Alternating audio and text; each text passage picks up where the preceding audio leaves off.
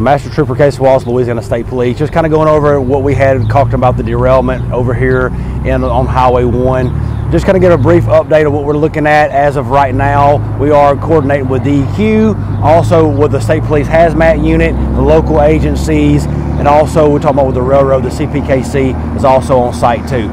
So right now what we're looking at, we have 32 cars that were actually overturned, but as of right now, from what all we can do from the evaluations from all the agencies, we do not have any kind of hazmat material that have spilled out or any kind of commodities that have spilled on the roadway.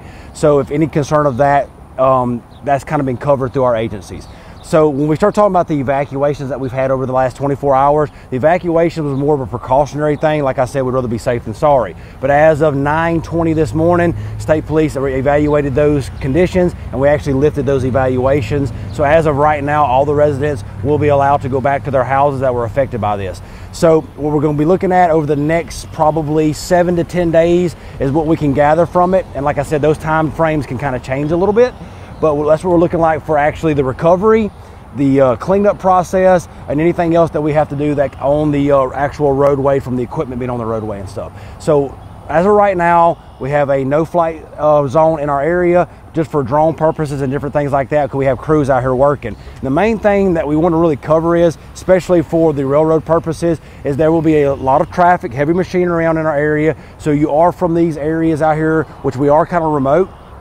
And just be mindful of that. There's going to be an influx of traffic on heavy machinery. You're going to have personnel in our area. Just be very careful and mindful of the detours that we actually have going on. But as of right now, like I said, we just want the public to know that everything is contained. There was nothing hazmat material wise that was spilt into the environment, and we are working very closely with DEQ on anything else that actually got out of the engine purposes. So one question that we had, State Representative Justice Tell had made a statement yesterday saying that there was a tree that fell onto the track itself and that the train had struck that. Can you confirm any of those details? So as I was talking to the railroad this morning, they are evaluating those videos, but they do want to let everyone know this was a weather-related incident. So it's not going to be anything associated with a track failure or anything like that. So it's weather-related.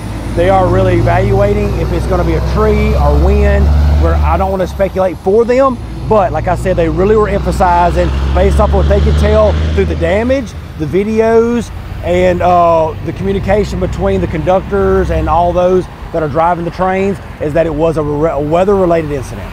So you're saying 7 to 10 days, and that's for the recovery, the cleanup. Do you expect any kind of timeline afterwards, as far as like when the road should be open and things like that? I don't want to give them a problem, because you know how that is, because you got to evaluate road conditions. The heavy machinery is going to be on our shoulders and the roadways, so any kind of damage. So I'm going to say right now what I can speculate through DOTD. They were talking about they would like to see this wrapped up in the next week, but it's an approximate time on the recovery part, because you just don't know what that entails when they actually have to be taking tankers out of the ditches and the railway conditions. So as of right now, if I can give the residents of this area a good idea, I would figure on a good week, approximate week, 7 to 10 days, maybe go into that 2 weeks.